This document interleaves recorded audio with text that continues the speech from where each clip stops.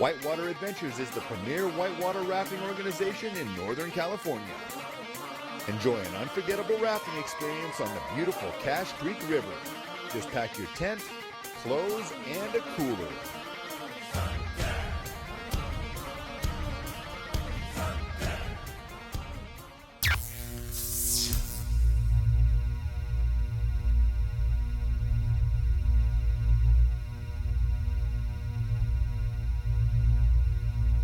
Give all you podcast people out there a shout out and congratulate my homeboy Colin on the start of his new little podcast. I hope it goes well for him, Into the Fade. My name is Jason Peterson. They call me JP. It was an honor to be asked by Colin to be one of the first people that he interviews for his podcast.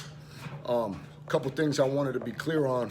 There's 3 parts to this podcast. The first one, if you ain't from my neighborhood or at least from the city, it probably really won't be that interesting to you, although, hey, it's things that I've gone through in my life that are serious, but it's more focused on growing up in the Sunset District in San Francisco. The second part will be a lot more interesting to people even outside of my neighborhood, more if you're from the city or familiar with just the Bay Area way of things or California way of things. That'll definitely catch your attention a little bit more than the first one for sure. Now the third one will definitely strike a lot more curiosity and attention, not just the neighborhood, the city, California, but it'll be interesting to a lot of people that are involved in the scene that I've been involved with for a long time. It'll definitely explain some things. It'll definitely shine light on some things. And at the same time, it'll show also how much things have changed. And, last but not least is I want to be clear about something. I'm a former Hell's Angel. I'm not with the club no more. This series that we created was not intended to talk shit, point fingers, disrespect, or clown people. It's not what it was. It's more of an informational type thing for cats that didn't know the whole truth. And also people that don't understand what you really go through while you're in prison, whether it be doing maximum time in the shoes for whatever reason, or diesel therapy, which is something that the feds use as a punishment and a form of disconnecting people. It's more of a heads up and also like, hey, this is the facts, this is the truth, and that's what that is. I was very active. I've been active my whole life. That never changed on the streets or incarcerated or back to the streets. I'm who I am. You'll see that throughout the interview. I had a personal falling out with individuals in my club, in my charter. I was voted out in an email while I was gone, which that should show, without talking too much shit, how much things have changed in the world. And if nothing else, man, this is meant to give a heads up to the real ones, a heads up to the ones that think you're real, and also understand that a lot of things have changed in the world, man, and people, might want to think about reevaluating what's important in their life, especially if they think they're on some gangster shit. Because I tell you this, I've done time with a lot of dudes that is serious gangsters, and believe me, there are a lot more serious dudes out there even than myself, and I consider myself a serious individual when called upon or needed. But also the fact that there's a lot more dudes that you'll never see again, man. And this also is a shout out to them because, hey, they gave it everything they had and they're never gonna see the light of day. So all them cats out there that think you with the biz or think you gangster or hooting and hollering on Instagrams and Facebooks and this and that, believe me, man, you don't want to be involved in the gangster life. And I'm telling you that from someone that played the game to its maximum potential, man. It's about family, it's about your close loved ones, man, and it's about making something that you could be proud of at the end of the day, man. Everybody else, man, love and respect. There's dudes I got mad love and respect for that is in my former club that I have no doubt they have the same love and respect for me, but, things are things, ways were parted, and it is what it is. But this is my story, or at least a lighter version of it. This is it, huh?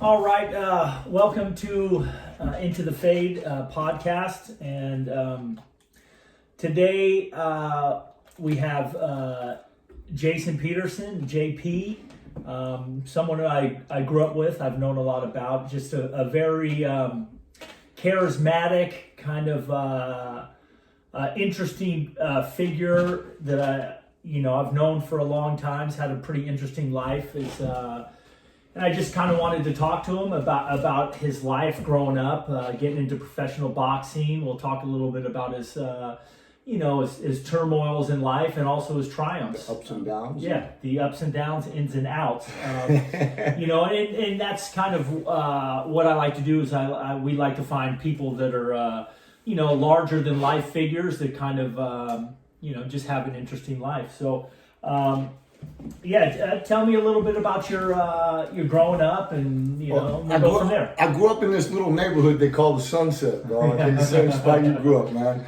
But that's it, man. Growing up out here, everybody kind of knows each other. Everybody been through different situations and whatnot. I was on the knucklehead side of things for some time. You know what I'm saying? And crashes and burns and mistakes learned from and whatnot. But that's about everything in a nutshell when it comes to growing up in the Sunset, but. So you grew up in the Sunset. You have a small family, just one sister, a younger sister, and at a young age, you kind of, you knew you were drifting into more of an adrenaline type lifestyle. You were riding motorcycles at a young age, right? Yeah. Getting the last sand dunes behind SI was the last places I was getting ran by the cops into the sand dunes, man, on my little YZ80 I bought from Martin Kind, you know what I'm saying? Yeah. But yeah, definitely running around, a little hyped up kid, dirt bikes, motorcycles and stuff like that, for sure. And always that kind of need to go fast, right? Yeah, very fast. Yes. the stories of you wheeling up and down slow are legendary, right? Yeah. That XR that I had. Yeah. Okay. So you growing up in San Francisco, like I said, the Sunset's real neighborhood orientated. Now, as a kid, let me tell me, who were the kids you looked up to? The older guys you looked up to in the neighborhood? There's a few. There's a few, man, and I, one thing that I tell these dudes, because now I'm still friends with them now, but a little bit on a different level because we're older and whatnot. But as a kid, you had Brian Kine, Philly McGoldrick, Richie Folks, who was actually from another neighborhood but was always over here hanging out with Brian Kine. I mean, there was a few, man, but they were the big homies, man, in the neighborhood, and they definitely set the pace on the morals and values that I grew up with, in the neighborhood, Yeah. And that kind of that isn't really being passed down too much. These kids are different now, so times are different. It was the school of hard knocks when we were kids, right? Hanging out on the playgrounds and whatnot, and the older kids, they throw a beat down on you real quick. Quick, and that's what I think kept people in check on some level when we was kids growing up, because there was always what happened to him for doing that, or what happened to him for doing that, and you either learn from those mistakes, most of the time, hopefully other people's mistakes, or you get caught up in the fucking fuck ups and end up getting beat down yourself. But, at the time, the way things were back then, the morals and values and just, it was just a little bit more real. It was a little bit more solid, you know what I'm saying? And not only that, but like the big bros would take the time to let you know where you're fucking up. You know what I'm saying? And that's far and few nowadays, for sure. Yeah. You know what I'm saying? Yeah, and I think what's interesting is back then is even if you made quite a few mistakes, if you showed something, it was like a schooling. They would always be there for you. Yeah. And I think that's me and you were talking the other day briefly, and you talked about, hey, when I was really kind of out there in the public and things were shining on me and things were there were so many people that were just like all about me, swinging off my nuts, right? Yeah. You know, I mean, definitely hanging on to the coattails. You know what I'm saying? Wanting to go to the parties, the nightclubs, the events and whatnot. You know, but it's funny to see how many of them hold on to them coattails when you trip and fall. You know what I'm saying? Yeah. And I mean, I've went through it even on a younger level when I was younger and got caught up and went to prison and whatnot. But then when I came home from that, obviously things got on a bigger level with the things that I was doing and even as I got into professional boxing and stuff like that. So it was, the same kind of thing, but on a much larger level as far as the disappointments, betrayals, letdowns, and just watching, the fake the fake friend thing, you know what I'm saying? The fair weather friends is what they call them, right? Yeah, and that's good. But so when we kind of talk about this, there's one friend of yours that is kind of stands out that has always stood there for you, right? That's Brian Kine, right? For sure. And Brian's just, he's one of those people that I mean, you can't ask for a better friend, right? That dude, man. I mean, he's been the big homie that's done put me in my place before, and he's been the big homie that's had my back when I was done tripped and fell. You know what I'm saying? So yeah, there's not many people like that, man. Yeah. And that's interesting. Just when you're saying that, it's like when someone like that kind of puts you in your place or kind of puts you in check, there's a feeling of like to where there's a feel. It's like love and respect and, all that weird. Well, first of all, you're proud because here's this dude that's got the attention of everybody in the neighborhood back when he was doing his thing, and he's focused on this little knucklehead kid and takes a little bit of time. I mean, even the smallest things was big things to that little kid back then. I didn't have no brothers or nothing like that. I had a sister. That was it. Yeah. So growing up in the neighborhood, it's a trip that I had made as many friendships and had made an impression on this neighborhood as I did growing up, not having a brother. You know what I'm saying? Yeah. I mean, you had your family. You had the brothers. You had, you got families that had 6, 7 brothers in this neighborhood that, you know what I'm saying? And here's JP, this one kid that was, making waves just like these other people. You know what I'm saying? But, I guess the Kines kind of, Brian, and I was hanging out with Rita. Rita was one of my best friends, you know what I'm saying? And Martin, and, so I guess it was kind of like I was a little adopted kid by the Kine family when I was a little kid, and I respected that, you know what I'm saying? Because to me, it was like I said, man, the friendships and the way people grew up in the neighborhood, man, you had the different parks, but everybody had the same thing in their own little circles. It was a lot deeper, man. It was a lot more camaraderie. It was, you know what I'm saying? And you respected that. I mean, if you had half a brain, you respected that. Yeah. I mean, just the same, I've seen people fuck that up as well. You know what I'm saying? So, and they're, who knows, I could sit here, it'd probably take me all day to think of a bunch of names that we done forgot because of their fuck ups. You know what I'm saying? And that's that. But, with Brian, Brian was one friendship that lasted through the times for sure. And that's rare for sure. So I give respects to BK. Oh yeah, no doubt, right? Just an amazing individual he just commands appreciation and respect just because he's a solid individual. Yeah, and a good friend. And now he's a fisherman. Yeah. My joke with him now is if you'd have been fishing when I was a fucking kid, it would have saved me a lot of trouble, man. You know what I'm saying? But yeah. So anyway. Yeah, that's funny. So we're going to move forward a little bit. So you kind of you started getting into a lot of little trouble, right? Legal trouble, because that's kind of what the people that we gravitated towards were, doing things, just living a little bit outside the law, right? But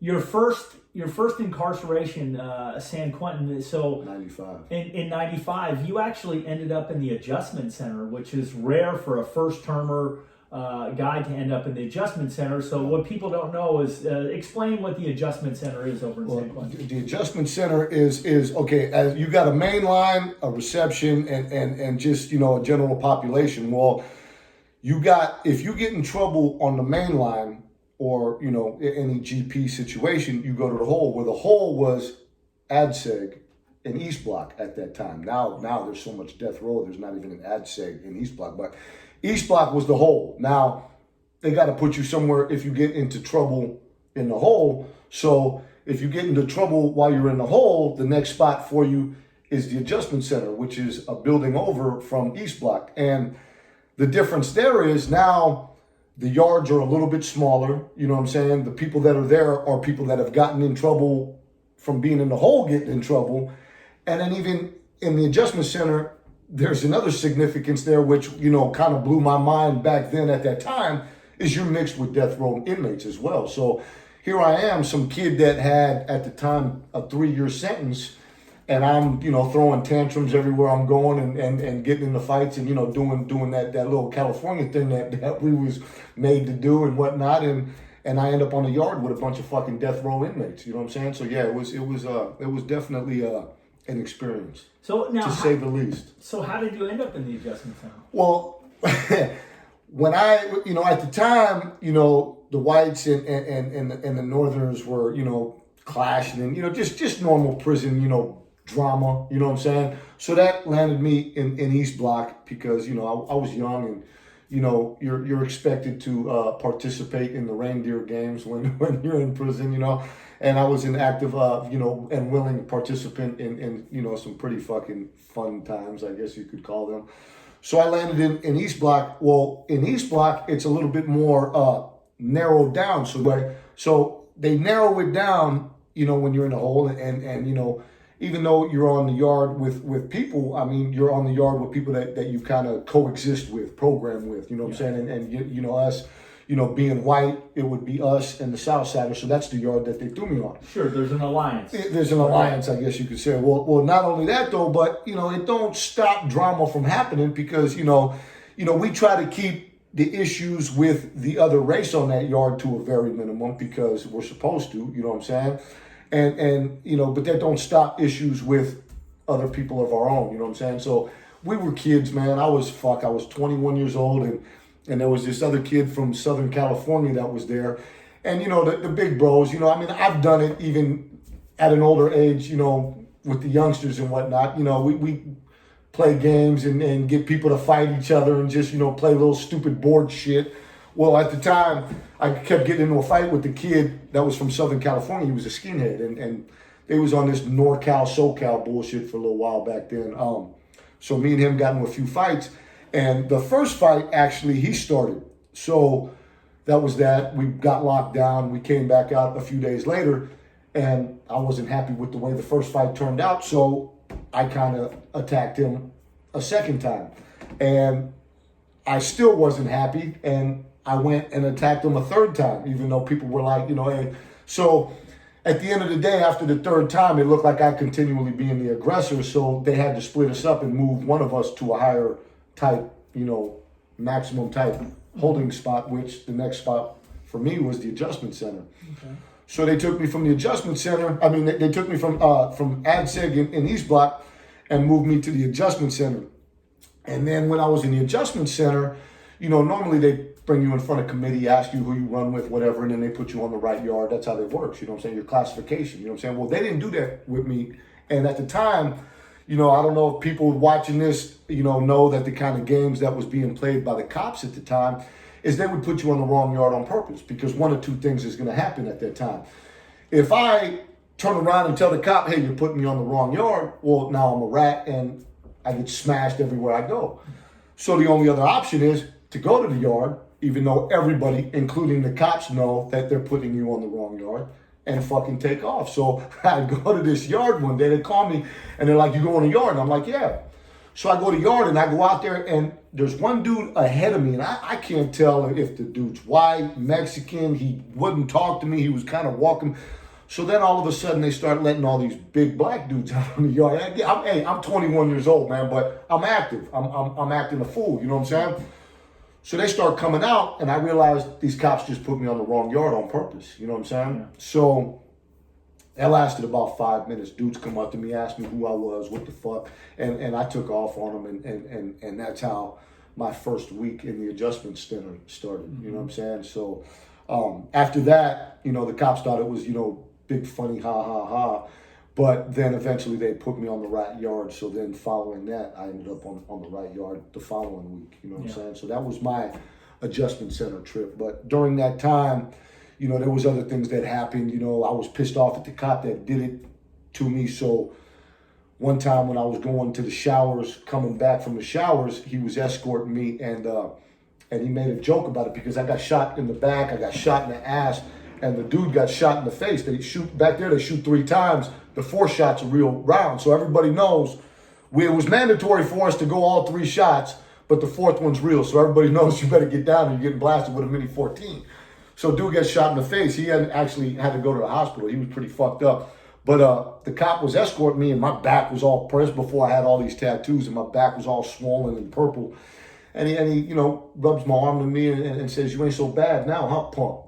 And I was literally like 3 steps from my cell, bro. And fucking, I'm thinking to myself, just go home, just go home. And I just couldn't, bro. So I headbutted the dude, and I dropped him. So that, from that situation, me having an assault on the police officer, or this correctional officer, then they gave me a shoe term for that. They picked up the charges in Marin. And I think because they knew that there was more to the case, them fucking with me, put me on the yard, they didn't pursue the case. The DA dropped it out of Marin.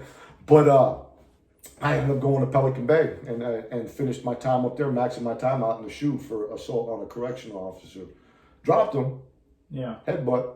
Shot. Got my ass. Never in my life, to this day, have I gotten my ass whooped as bad as that fucking day right there. I heard him. I didn't even turn around. I headbutted the dude. He dropped. And the cop in front of me that was opening the doors, he didn't even touch me. He turned around. That's when they used to have the little whistles hanging from their collars. Yeah. He started blowing the whistle, and I didn't even turn around. I knew I was shackled, and I didn't even turn around, bro. I heard the fucking stampede, and it was just like, boom. That was it. And they dragged me to my cell, bro. And them motherfuckers. One thing about the goon squad in San Quentin back in them days, all of them dudes, man, was on the maximum input of fucking steroids. Yeah. And remember them dudes? Yeah. Hey, bro, and they knew how to beat you within an inch of your life, take a few minutes, and beat you within an inch of your life again, bro. They was in there having fun with me for a while. But, you know, I mean, at the end of the day, as psychotic as I was at the time, hearing the cop that I headbutted saying, "Hey, he broke my nose." I mean, I was laughing and crying at the same time, bro. But yeah, they definitely smashed me for that. Yeah. Yeah. So, and now after this, and a lot of, I mean, it's funny because a lot, I've watched a few interviews of people interviewing people that have come out of prison, right? You know, but it's a lot of times they're not being interviewed by other people that have been in the system, right? They kind of different here. They kind of know, especially one that was just as much as of a knucklehead. So it changes. There's just a level of understanding, right? You know, and so a lot of times it's like when I first went in, right? You know, one of the first lessons is like, hey, when you talk on the phone, you know, it was directed towards my mom. The dude, it's an older convict. He says, hey, when you talk to your mom, you just tell her everything is fine, right? You don't let, because what happens in here is different. People don't understand it, right? They don't understand it. But it does, it's hard because when you're communicating with your people, sometimes you only get one phone call every once in a while and you're limited to 15 minutes or 5 minutes and you're trying to, it gets very difficult, right? So it's just a thing where, and then there's different stressors for different people, right? When you're going into isolation and going in and out of holes. Yeah. So this was kind of your first experience with actually the shoe isolation, Pelican Bay, right? Which is probably in the adjustment center and like East Block and the holes over there. There's still a lot of communication. You're shooting lines and stuff. But now here it is you go to the Bay, right? Which is California's premier spot where they're putting all... It was deemed the worst of the worst. Yeah, that's 21 years old. Yeah.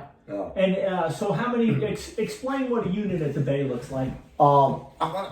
I think it was... I forget exactly. I want to say it was 5 cells. I think it was 5 cells on the bottom and on the top. Might be 6. I forget the exact number. It's been a minute, obviously. Yeah. But there was 5 or 6 cells on the bottom, and at the end of that, there was a shower that had a door, and at the back of the unit, there was a door that opened that went to a yard that basically was probably about as big as my living room. Yeah. Not out.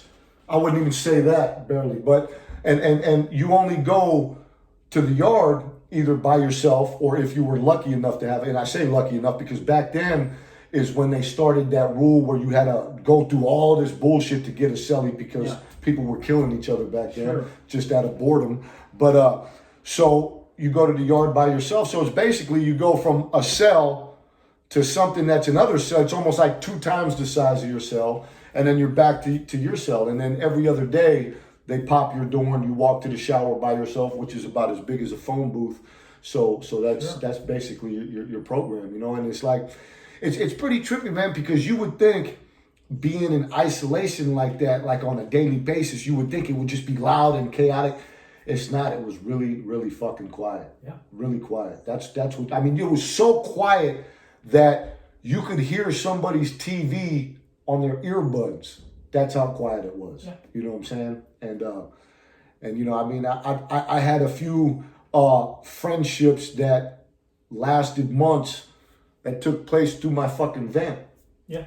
I mean, literally keeping each other sane through our fucking vent. You know, I mean, you know, I was lucky. You know, I had a big homeboy of ours that was next door to me, and you know, I got the rundown of every prison politic and prison story you could possibly think of. Yeah. And you know, matter of fact, that's where my No Mercy tattoo came from. You know what I'm saying? Because there was an old tattoo that they used to get back in the days on the yards in San Quentin, and it was dudes that would get into it and have no problems fighting cops.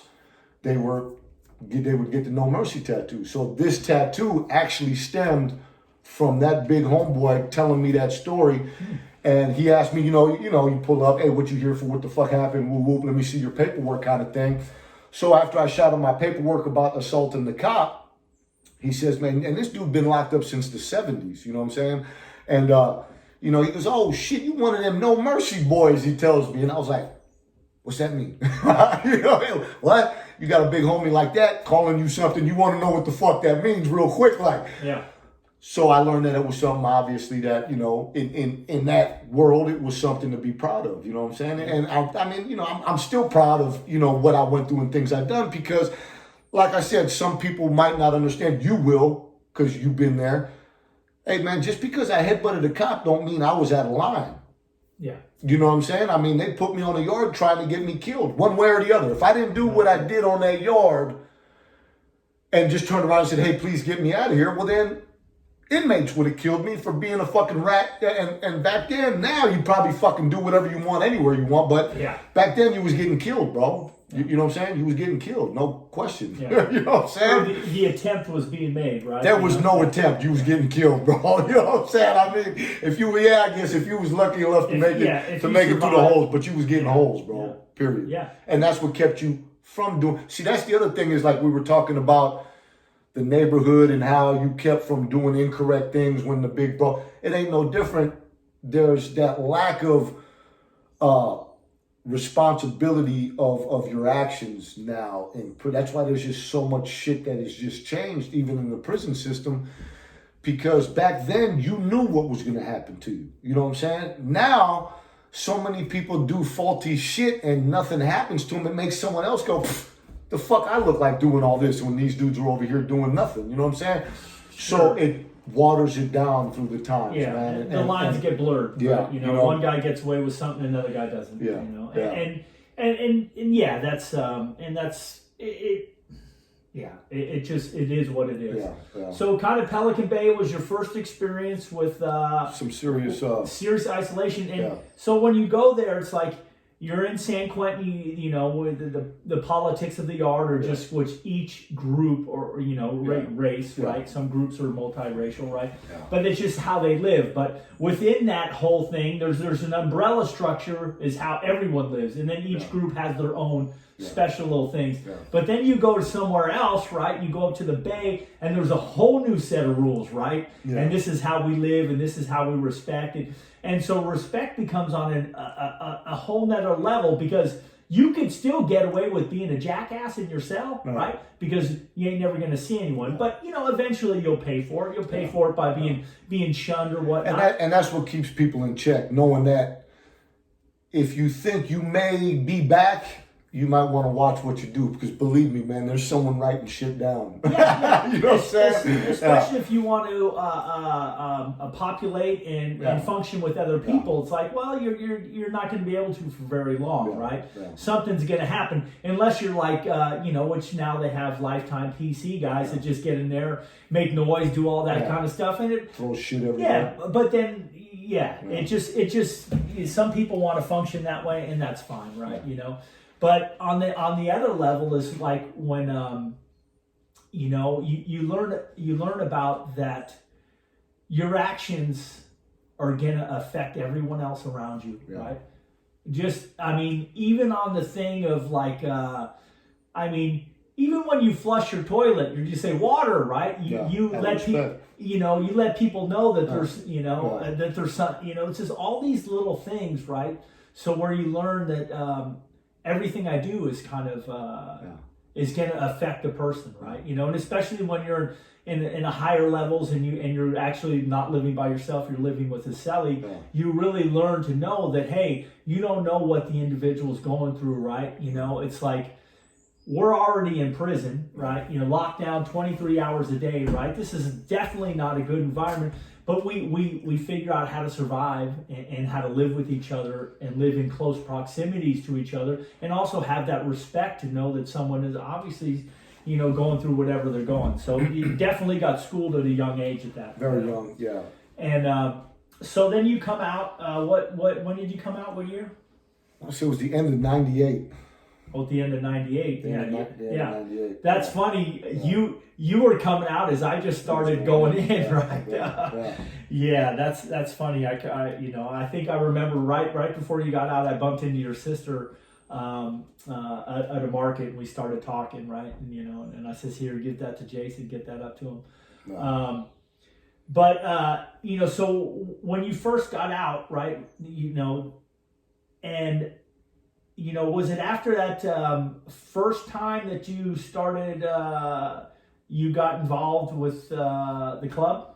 No, that was still a little ways afterwards, because I got out, and I had only got out at that time for a few days. And the reason why, kind of funny, is parole in California was different back then. Now, I think they've tweaked a few things. So, back then it was, I'm not saying it's not pretty easy to get violated nowadays, but back then it was like, if your parole agent didn't like you, he'd come snatch you up and take you. And that's basically what happened.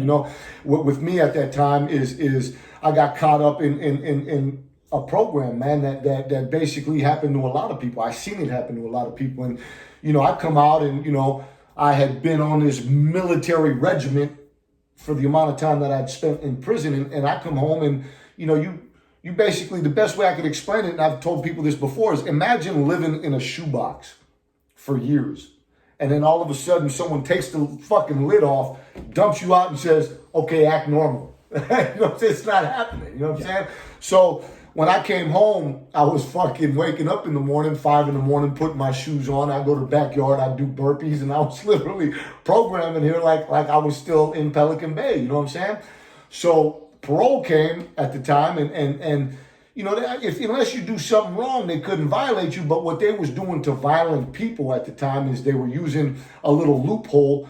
It was a psyche valve. So if you came home and they just thought they were doing it to a lot of people coming out of the shoe, especially out of Pelican Bay, they would slap you with a mandatory 1-year psyche valve, because if you was violent and they just felt that you was a violent person, they would put you in this fucking crazy fucking thing. Matter of fact, there's cases that have taken place in the past fucking 5 years that are a result of them things that were happening 25 years ago. You know what I'm saying? The whole shoe kickouts and the games that they were playing, keeping people locked up. But what they did with me is they came and they locked me up under a psyche valve because of my violence. They just thought I was fucking psychotic and fucking locked me up. And their rules to my incarceration was that I had to convince a psychiatrist that I'm not crazy. Well, back to the rules that we have.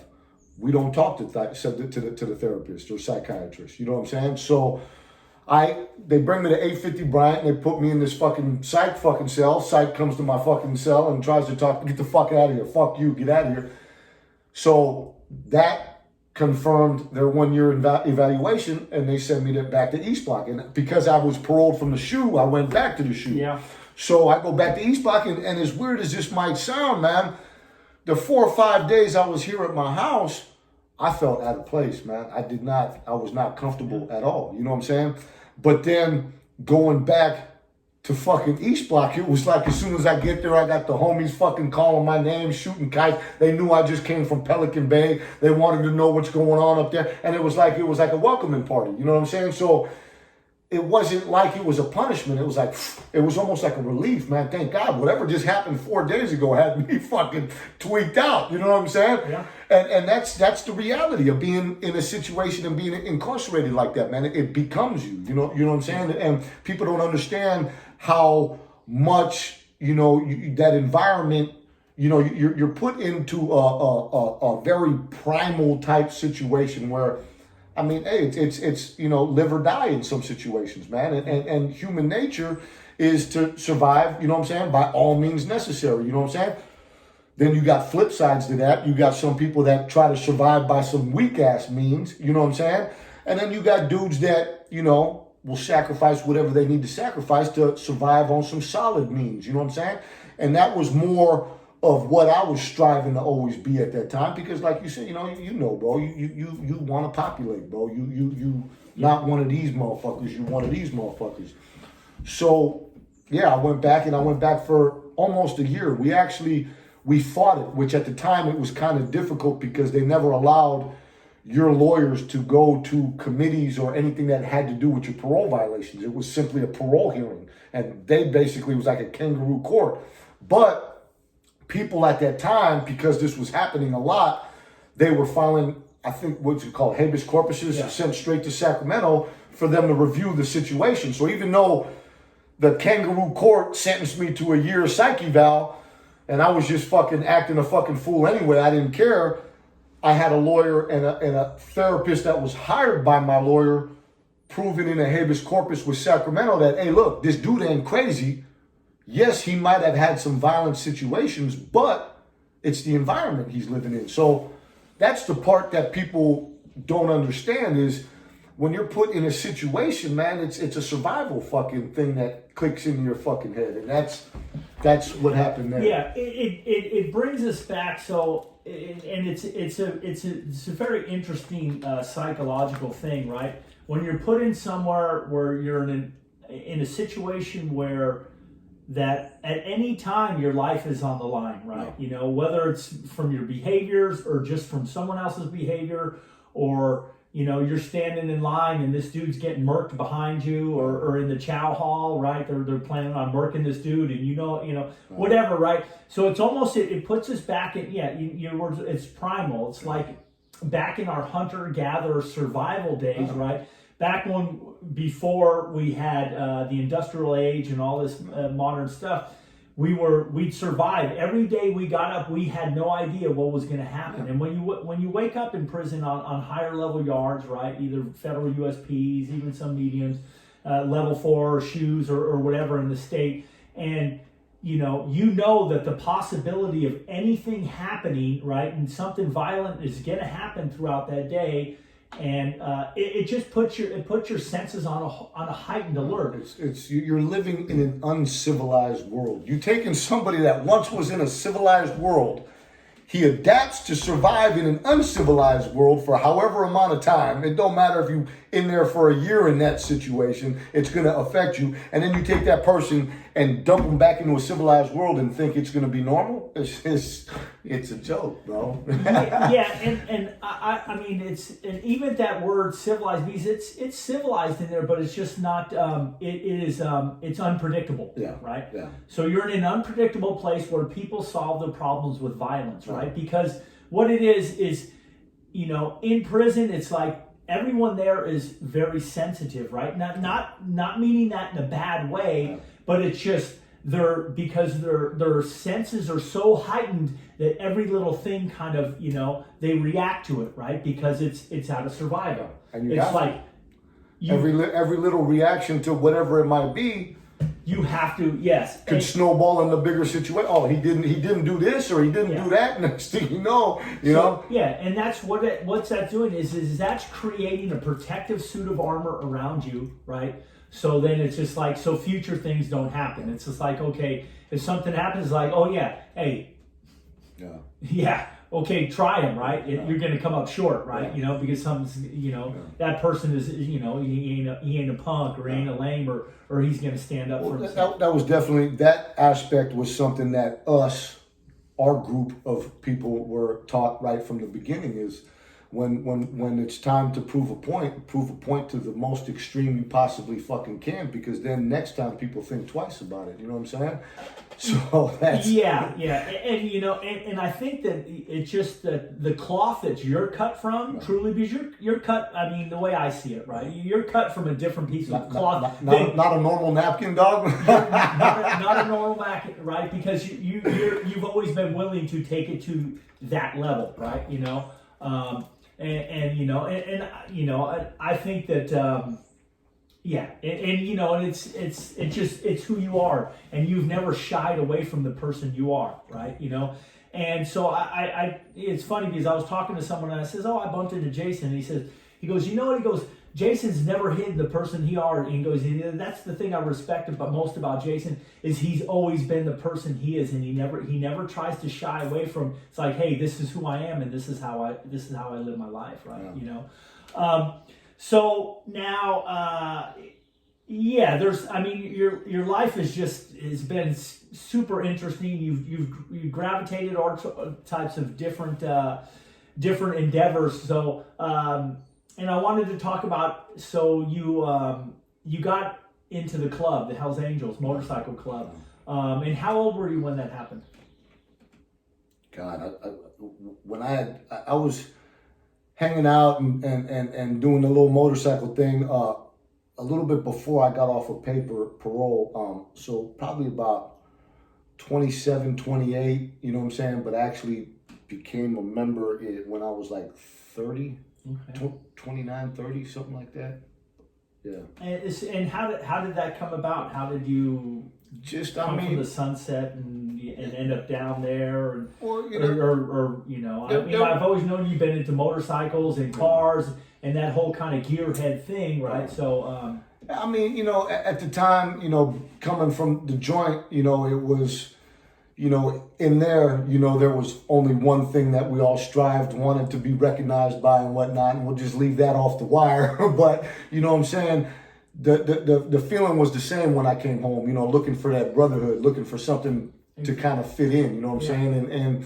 And I mean, you trip on motorcycle clubs in the first place. I mean, a lot of them, were from, after the war, you know what I'm saying? People come back from the war and they just wanted to be able to be around like-minded people and fit in kind of thing. So that's where that was, is it was just, I didn't feel like I related to some people anymore that I had grew up with, you know what I'm saying? Because, it's just different mentalities, different thought processes, and not really their fault, not really my fault, just, grew up in different things and I went, this way, people went that way, and it is what it is. But like I said, coming home looking for that camaraderie type thing, and I ran into a dude that was in the club that I've known, his family, since I was a kid and whatnot, and I had seen him when I was in prison. And, at the time, doing the things that I was doing, he actually, pulled me up and was like, the fuck you doing, man? You trying to spend the rest of your life in prison? Because he knew what direction I was striving to be or represent or try to get affiliated with in there. And it was like the conversation that we had didn't make up my mind at the time, but it kind of was like, okay, bro, yeah, I'll check it out. You know what I'm saying? But it was like the conversation was like, look, man, you trying to do this thing in here. These dudes just trying to keep you in prison for the rest of your life. Yeah. And I'm not saying that this isn't going to land you in prison, maybe, but, we're going to try to keep you out rather than keep you in kind of thing. So I was like, all right, whatever. So, at the time I had got out for a minute and got a motorcycle. And so, I got introduced to a couple people and started hanging out. And it was like, it was like me coming from where I came from and the years that I spent, the way I spent it, the mentality, the morals, and the values from that made everything else with this kind of easy for me. You know what I'm saying? Yeah. And it just took that route. You know what I'm saying? So, I hung out with the motorcycle club and did the motorcycle club thing, and took it just like everything else I do to an extreme. You know what I'm saying? And set the pace on some things, and you know what I'm saying? And the rest is what it is. You know what I'm saying? Yeah, and I think I came out of prison and I bumped into you, and at that time you were a sergeant in arms in the San Francisco Hells Angel. And I think you took me out to dinner one time, or you took me out and we hung out, and I mean, and you just it seemed like you were really found, you were just comfortable in your own skin at that time, right? And I've known you a lot when we were younger, right?